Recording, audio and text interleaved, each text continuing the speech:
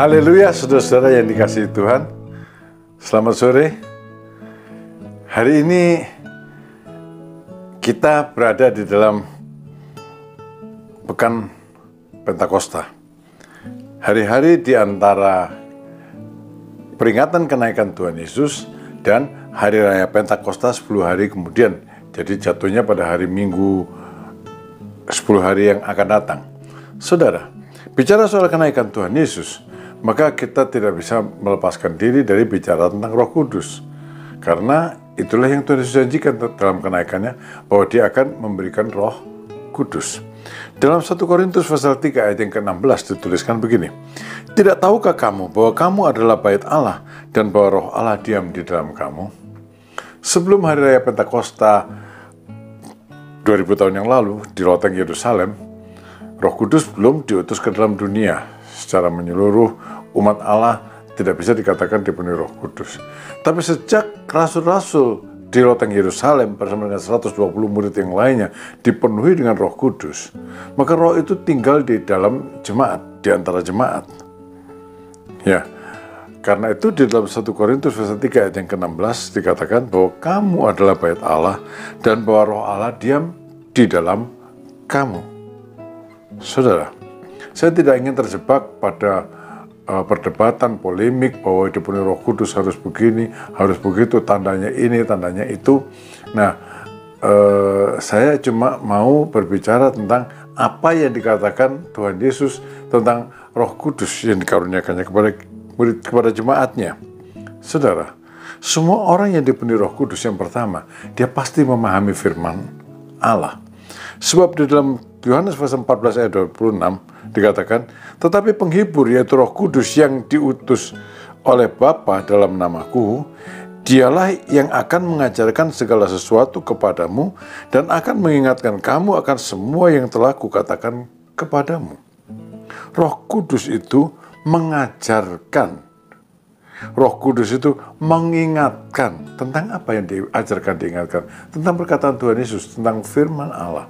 Sehingga seorang yang dipenuhi Roh Kudus, dia mempunyai pemahaman yang baik tentang firman Allah. Bukan tentang hal-hal yang lain-lain, tapi tentang firman Allah. Pemahaman yang baik, pemahaman yang benar. Ada sedikit perbedaan di sana sini, maklum kita masih manusia. Tapi toh secara esensinya, semua mempunyai pendapat yang sama tentang firman yang diajarkan itu. Yang kedua, Roh Kudus di dalam Yohanes pasal 15 ayat 26 dan 27 dikatakan, "Jikalau penghibur yang akan kuutus dari Bapa datang, yaitu Roh kebenaran yang keluar dari Bapa, ia akan bersaksi tentang aku. Tetapi kamu juga harus bersaksi, karena kamu dari semula bersama-sama dengan aku." Saudara, yang kedua, kalau seorang dipenuhi Roh Kudus, ada Roh Allah di dalam batinnya. Dia bukan cuma mengetahui firman Allah, tapi dia bersaksi tentang Allah. Seorang yang dipenuhi Roh Kudus, dia tidak bisa tutup mulut saja tentang Tuhan dan Juru Selamatnya. Dia akan bersaksi. Sebab roh yang ada di dalam dia, itu roh yang bersaksi tentang Tuhan Yesus. Dan bersama-sama dengan roh itu, kita bersaksi tentang Tuhan Yesus. Itulah yang dilakukan oleh Petrus dan rasul-rasul setelah mereka dipenuhi Roh Kudus. Mereka berbicara tentang Yesus Kristus, tidak tentang topik-topik yang lain. Ya, jadi orang yang dipenuhi Roh Kudus, dia adalah orang yang bersaksi tentang Tuhan Yesus. Lalu yang ketiga dikatakan bahwa orang yang dipenuhi Roh Kudus itu mengerti pimpinan, mengerti pikiran Allah.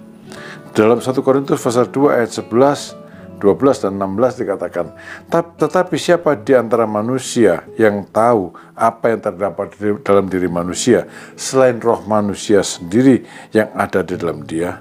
Demikian pula lah tidak ada orang yang tahu apa yang terdapat di dalam diri Allah selain roh Allah. Kita tidak menerima roh dunia, tapi roh yang berasal dari Allah, supaya kita tahu apa yang dikaruniakan Allah kepada kita." Lalu selanjutnya di dalam ayat yang ke-16 dikatakan, kami memiliki pikiran Kristus. Jadi gini saudara, yang tahu diri saya sebenarnya adalah roh saya sendiri. Yang tahu isi Allah, hati Allah, pikiran Allah adalah roh Allah.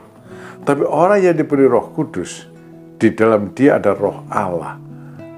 Lalu otomatis roh Allah yang di dalam kita itu tahu akan isi hati Allah, akan pikiran Allah. Itu sebabnya Rasul Paulus berkata, kami memiliki pikiran Kristus. Saudara, apakah ketiga hal ini ada dalam kehidupan kita? Ataukah kita tetap tidak tahu kalau baca firman Tuhan, tidak ngerti? Ataukah kita malu kalau bersaksi tentang Tuhan Yesus? Atau tidak tahu kehendak Allah itu apa, pikiran Allah apa sih tentang keadaan saya?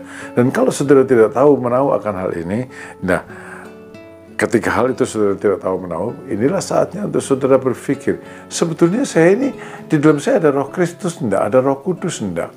Kalau enggak, mintalah supaya saudara dipenuhi Roh Kudus. Kalau ketika hal itu ada nyata dalam kehidupan saudara, puji Tuhan. Mari kita berjalan bersama-sama dalam pemahaman yang benar tentang firman Allah, dalam kesaksian tentang Yesus Kristus, dan dalam pengertian yang sama tentang kehendak Allah. Saudara-saudara, karena roh yang ada dalam kita, semua kita, rohnya satu, yaitu roh Allah, Roh Kudus. Atau ada yang mengatakan juga Roh Kristus. Roh yang satu pikirannya tidak beda-beda, saudara. Sama. Maka kita bisa sehati dan sefikir. Tuhan Yesus memberkati saudara. Amin.